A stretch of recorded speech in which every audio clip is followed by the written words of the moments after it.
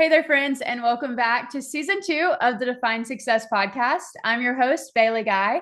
Join us as we empower you to turn your can'ts into cans and your aspirations into achievements.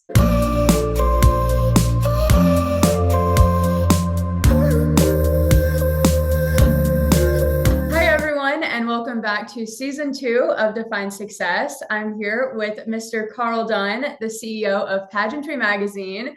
If you've ever done a pageant, I'm sure you've heard of this magazine. And so we're just going to hear his stories and talk a little bit about how his journey throughout pageantry has evolved and hopefully get some good takeaways for you all to apply to your own life. So, hi, Carl. Thank you so much for joining us. Bailey, it's my pleasure. It is so different being on this side of the Q&A as opposed to my normal seat. So I'm excited and looking forward to it today. Yeah, I'm excited too. I love both being interviewed and interviewing other people. Both are fun. So your family has really been so instrumental in the pageant industry for so many decades, really since the 60s. And so take us back and just kind of give us a brief overview of what your involvement in the pageantry industry has looked like and how you got started and how you got to where you are now. Well, saying the 60s, that's going to date me a little bit here, but we can actually go back to 1962. Basically you had Miss America was the premier pageant system within the country. You had a lot of the fairs and festivals around, but there was a gentleman and a woman in Baton Rouge, Louisiana says, we're going to start a pageant system for girls 3 to 6, 7 to 9, 10 to 12, and 13 to 17. And it's going to be based on Miss America. It was a scholarship program. Talent was mandatory. Now, that was in 1962. 1976, he formed another one, again, based on Miss America. And a lot of people do know the names and the history of us being within the business, but way back in 1962, we actually started the first national and international pageant systems for these young ladies to earn scholarships for college. At the end of the 80s, in fact, we'll back up a little bit as growing up within the business. I started off, of course, being the runner. And then, like all young men, I became the prop guy for talent, then lighting, then sound, then production, then MC. But at the end of the 80s, I'd actually rejoined the company and moved back to Baton Rouge. And at this particular time, due to health reasons, my uncle, in fact, the gentleman who started this business, his name was Carl Dunn as well, who I was named after. He was a world-renowned baton twirler, majored at LSU, and was always a fan of the industry. In fact, Pageantry magazine, which really started 45 years ago, if you look at the old covers, was very Miss America heavy, very Miss America oriented. So that's where we got our start. A lot of the systems that we based upon, or even the modeling competitions that we did, were based upon the Miss America ideal. So our family has always been very, very, very supportive of the industry in that respect. So 45 years ago, I had taken leave, went out and did my own business like all prodigals growing up from basically 10, 11 years old through the industry, taking breaks every now and then for college or whatever I was doing. I said, I'm out of here. So we'd hired my father, my Uncle Carl, his brother, my father, Charles, is his younger brother. So we hired him to take our basic newsletter and turn it into an industry-wide neutral publication that covered all events. So we just weren't always oriented towards just one system and or Miss America. Yeah. And so now Pageantry Magazine has been in publication for over 45 years, which is amazing. Not many people can say that.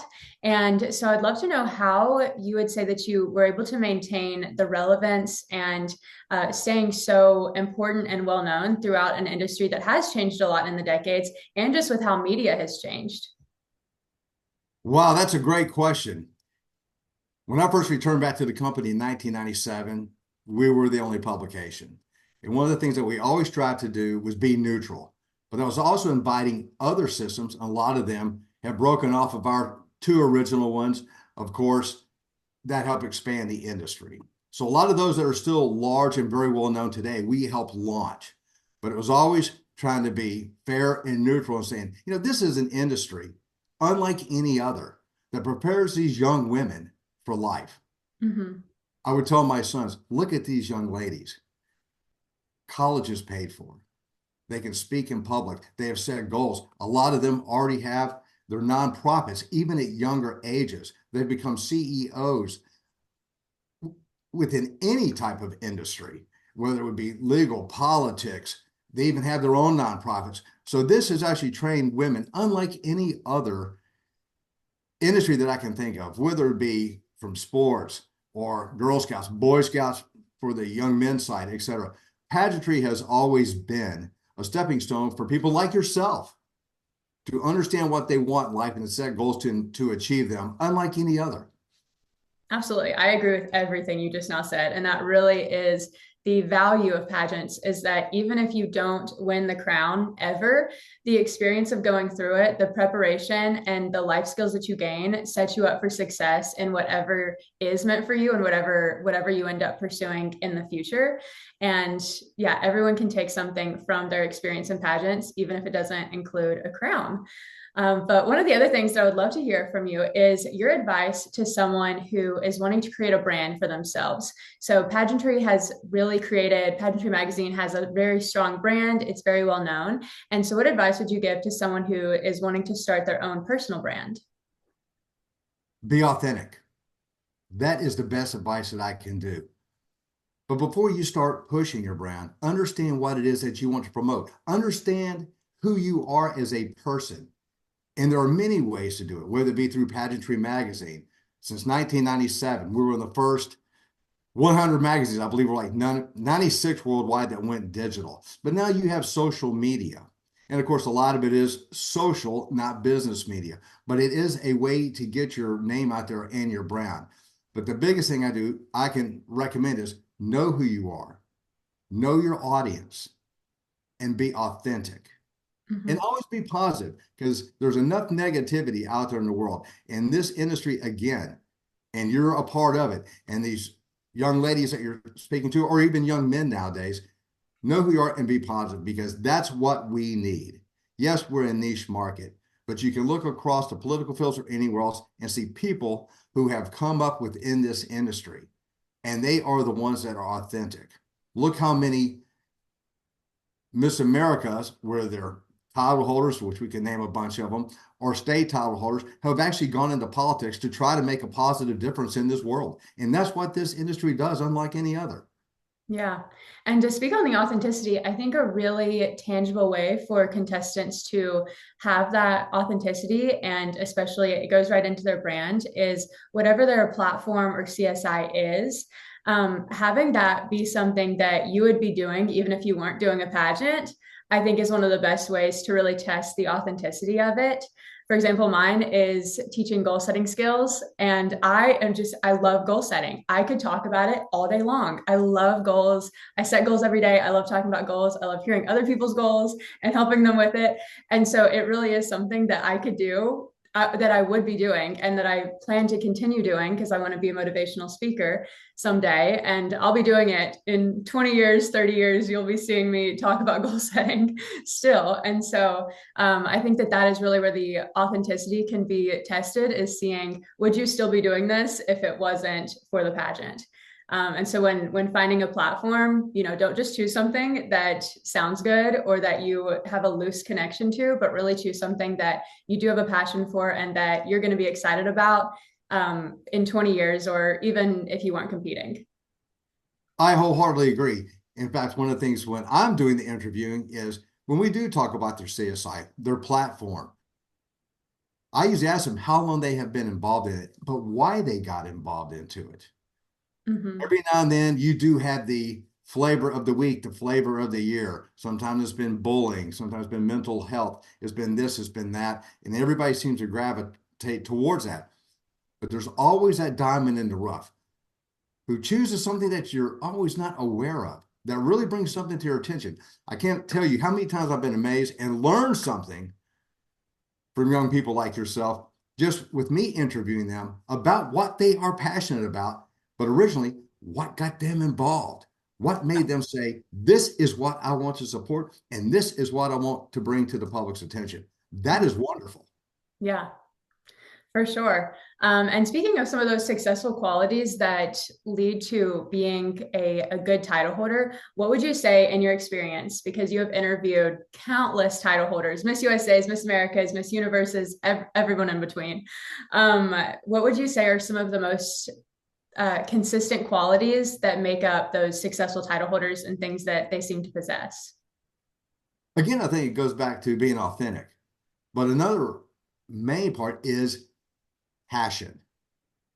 When I'm speaking with somebody, it's apparent if they're passionate about the system that they're within. They didn't just go chase a crown. They believed in the goals of that particular systems themselves. So yes, they're still authentic in what they believe and what they're speaking upon, but they're passionate and they can also speak upon the ideals and values of that system as well. Those are the best qualities. Being authentic is always going to be number one. Passionate is going to be number two. Yeah. That's really good because as the title holder, you are the main spokesperson. You're the one, you're the brand ambassador, as they say. You're the person who's really at the forefront of recruiting new contestants and showing the experience. And so it has to be an organization that you wholeheartedly stand for and believe in the mission of. That's really great advice. So that really goes to choosing the correct pageant for you and making sure that you're really in alignment with the vision and direction of the organization. Well, another thing I like to bring up is even when I'm interviewing a national director, whether they've been around for a while or they're new, one of the things that I always like to bring up is, again, how long you've been in the business, what interests you within the glamour lifestyle industry. But more importantly, as we've talked offline, a pageant could be a pageant. A lot of things are pretty well set across the board, the phases of competition. Talent, some mandatory, some leave it optional. But one thing I always ask them is, why did you become a director? What made this your passion? And what makes you different than another one? To Mm-hmm. give these people something to choose between, because there are a lot of systems out there, a lot of wonderful A people lot. within this industry. But what makes them unique? What makes them different? So the goals of this system may not align with Bailey's. Mm-hmm. This one does. That's what we try to bring to the forefront and say, listen, this is what they promote. This aligns with your passions. This is an option for you as well. So that's one reason why it's not only the title holders, but it's all the directors that we interview as well. Again, why did you get into it? Some just wanted to make a difference in the world. Some saw things that they could do different in a system that maybe their child or they grew up in as well. So there's a wide range. Yes, there's a commonality within the glamour lifestyle industry between everyone, but there's something unique with every single one. I would love to know what are some of your funniest pageant stories. So the things that have happened to you at pageants or that you've seen happen. I would love to hear some of those because I know that you are just a wealth of funny stories. Oh my goodness. Do I have to embarrass myself now? Let me see. Only if you want to. One of the ones we can go back to probably around 1972, 1973. And we were in New Orleans at an international pageant, and Blonda K. Van Dyke, Miss America, was one of the judges. And of course, everybody knows that as Miss America, her talent was ventriloquism. Ventriloquism, woo! My talent. Well, funny enough, she was going to perform in between some of the competitions. So they always pick somebody out of the audience to be the ventriloquist dummy, so to speak. So she brought a young man up there on stage, and of course, you had to sit on a stool, and he was sitting there. And every time she would squeeze the person's neck, he had to open his mouth. Of course, this young man is on stage in front of all these several hundred back then young ladies on stage who he probably had a crush on every single one of them, was being humiliated because every time he had to open his mouth, everybody giggled or clapped or screamed. Now, that young man was me. And every year when I see Vonda, we always talk about that. She goes, do you remember? And I was like, you can never forget. You scarred me for life. I'll never forget that humiliation. But looking back, that was one of the highlights and fun. I'll never forget one time we were at the Florida State pageants because even though Carl David out of Louisiana was running the nationals, international finals, we ran out of Florida, Florida State, and the Bahamas. So we were at our Florida State pageant at Florida State College down at in Lakeland, Florida, and I was running the props and everything backstage. So I'll never forget, an acrobatic routine. I had to bring the stairs out and put them on stage, anchor them down. So following the performance, I go out there, strutting out there in front of everybody, turned my back to the audience and went to lift those stairs up. Well, whose pants just ripped wide open on stage?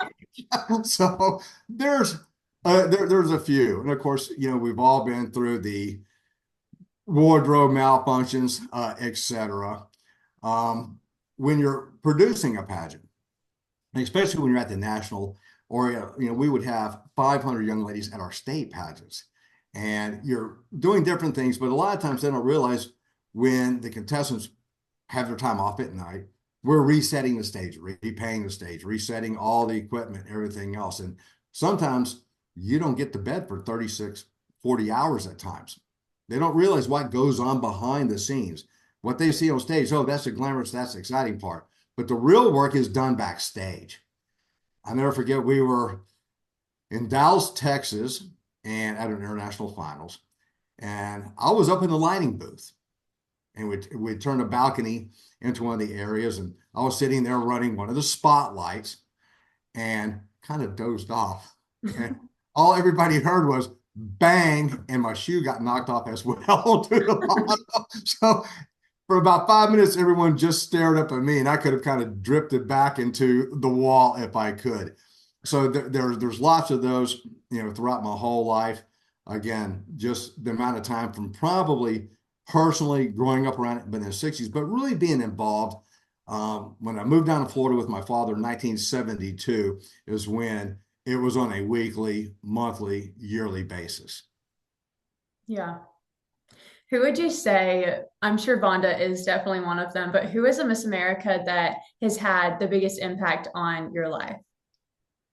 Wow. I don't know if I can pick just one. We've known so many of them throughout the years.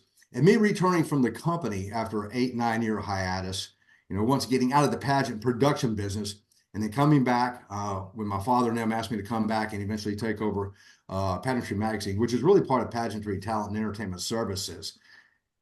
Every year you have a new Miss America. Every year you have a new queen that you're going to interview, that you follow and talk through without the year. One of the things that I've always enjoyed about Miss America, and of course, Vonda had a very big emotional impact on me at a young age. So, I would say that's the biggest one at the moment. But even coming back, and every year there's a new one, but you get to know them. But one thing about Miss America, which is unlike any other true system, especially when it was in Atlantic City, is that the former queens, now we call them the forever Miss Americas, come back if they're able to. And that is like a homecoming.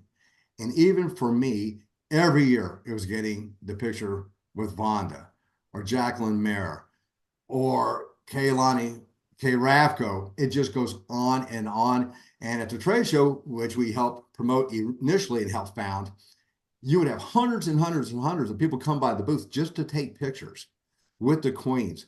So they've all had an impact on my life. One story that we talked about previously was the pageant was over. We'd gone over to the coronation ball. They were going to the VIP party. And we're walking down the boardwalk, just minding our own business. And of course, the boardwalk, it's not made for heels at all. Yeah. So I'm in my tuxedo and I'm with several Miss Americas. And we're, heading over to the venue. And Dorothy Benham goes, "My feet are killing me." And just rips her shoes off right there and holds them above her head. And we go running down the boardwalk. So they've all had an impact in Leanza Cornett. you know, God rest her soul. I remember she was the host of Miss Florida. So every year we would go down to the Miss Florida pageant, which was televised, and we'd always meet her backstage after the show and spend hours just talking about what Miss America had meant to her and how it helped her in her career within the entertainment field. So there's a lot of stories, a lot of impact, not just within Miss America, but that has had a bigger impact on my life than probably most any other one. Hmm. Yeah. Gosh, to have been a fly on the wall during some of those stories, it's so incredible, the impact that you've had on the industry and that Miss America has had, and it's so cool that we all have this little community and this little industry that has just affected our lives and made us better people, and that's brought such connections. It's just really cool. I have a lot of appreciation for the pageant industry, especially when I hear stories like that. Well, thank you. And we are very protective of it. Mhm. There are in any industry, whether it's a glamour lifestyle industry, which is really pageants, modeling, dance, etc. There are always some that are in there for altruistic reasons, and some that may not be so altruistic. When Miss America had moved to Las Vegas, I was invited to a VIP party, and I did not realize that back then they had the National Association of Miss America State Pageant. It was called NAMAS. And they'd actually recognized me for all of our support. And that was back in 2012 for what we had done to support the industry, but not only that, our support of the Miss America organization as a whole. So it's nice to be recognized. We've received many of them over the years, lifetime achievement awards, but that really holds a special place in my heart because after everything, especially nowadays, looking back that the organization has been through, how passionate everybody is about the organization, to be recognized as a company and as an individual for our support of the organization. It really meant a lot and was really touching, and I'm very honored and proud of that award. Yeah. Well, congratulations. That is really amazing and definitely well deserved because you have had such a tremendous impact and you've been in it so long. And yeah, if anybody deserves that kind of an award, it would be you. But what advice would you give to a new contestant who is thinking about competing in pageants, but who hasn't ever competed before and who might be jumping into it? What advice would you give to them? And then also, what advice would you give to someone who has been sort of a seasoned veteran of the pageant industry and who's been first runner-up plenty of times, but has maybe never won their big title? Wow, that's a Long huge question. question, so to speak. First off, for the novice, Mhm. when I'm interviewing people, and sometimes you hear, well, it was my first year competing, it was my first time. That is not the norm. Yeah. That's the outlier. One, on anything, practice makes perfect. You don't just walk into an interview and nail it. Don't be a pageant patty. That's where the authentication comes back in again. Yes, coaches do help and they can lead, guide, and direct you. But one, you have to understand what it is that you want from the industry. Is it your sport? Everybody says pageantry is my sport. We have those on our hoodies, our t-shirts at the Pageantry Mall. All that's there. That's great. But why are you in it? Are you in it for just a crown? You're in it for the wrong reason. So if you're new, understand why you're in the industry, what you want to gain from it. It could be just joining the sisterhood. Secondly, do your due diligence. Understand again which systems, because there are plenty of them that are out there. As I mentioned before, some may align with your goals, some may not. Some may align with your values, some may not. Find the one that suits you and join. One of the interviews I just did the other day, new to the industry, won a national title. When I asked why you did it, I said, why? Her answer was, I had this goal, and my mind said, just do it. That's the biggest thing if you're a novice coming into the industry. For someone who may have been in it for year after year after year, and I've known many people always first runner up. Ooh, so close. Just can't capture the crowd. But like anything else, and there's a saying in industry, different day, different set of judges, maybe a different outcome. But sometimes, what is it that is holding you back?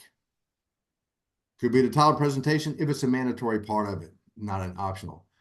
But in my experience, it has always come down to the most important part that no one sees except the contestant and the judges, and that's interview.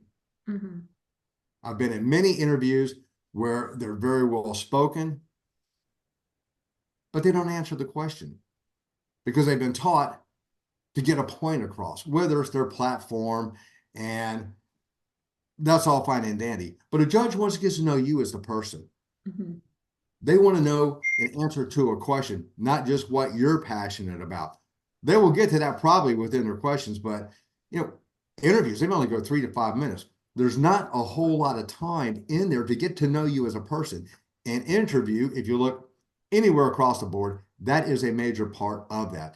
And in my experience, that is what holds most of them back. And again, sometimes it's that, yes, you speak well, you're passionate. You can see it on stage at very well renowned systems. When a question is asked, they'll start to answer it, but then go off onto a tangent or go off into something that they want to make. But if they can tie it together, that's good. But when they go off subject, in my opinion, that's what hurts them. Mm-hmm. Yeah, for sure. That was really great advice. And I hope that everyone listening who is involved in the pageant industry can definitely take from that, because that was really helpful and very insightful.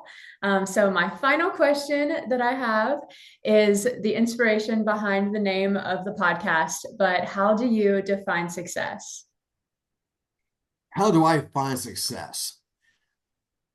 Well, most people will define it as what they have within their bank account, and that's all fine and dandy.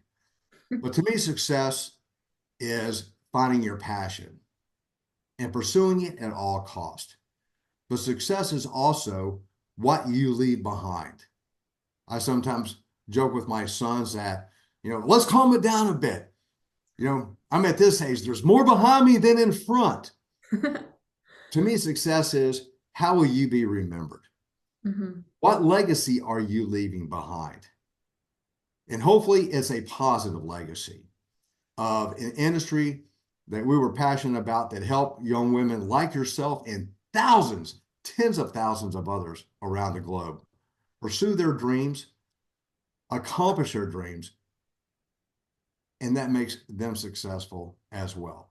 It's not just having a goal and attaining it. Yes, little successes build up to a big one, but the main success is being known for making a difference in young people's lives. And that's what I have spent pretty much my whole life attempting to achieve. And hopefully I've done that. And if I can be remembered in a positive note on that respect of making a positive impact in young people's lives, I will have deemed my life a success. Awesome. That's great. Yeah, I definitely think that success it's not, people do think that it is in this destination that you reach, and this, if I could do this or have this much money or live in this house or win this title, then I'll be successful. When really it is found in the journey that gets there, and the things that you learn along the way, and the impact that the journey had on you and the impact that you had on other people through the journey. I think that is really where the success is found. So thank you so much for your time today. I have loved talking with you. I loved getting to meet you a month ago, and I'm so just excited that you got to be on the podcast. So thank you so much for your time and all of your insight. Billy, I've thoroughly enjoyed it. Again, it's a little different being on this side of the Q&A table, as I mentioned at the beginning, but I've thoroughly enjoyed it. I am proud of what you're accomplishing, of what you're doing with this new podcast in defining success, the interviews that you have done, and I wish you all the best. Hi, friend. If you enjoyed this episode, please give me a like, comment, and subscribe to the podcast for more motivation. And if you have a suggestion for what you want to hear about next, please reach out to me on Instagram at Bailey G Guy. Connect with me there and let me know what you want to see next on Define Success.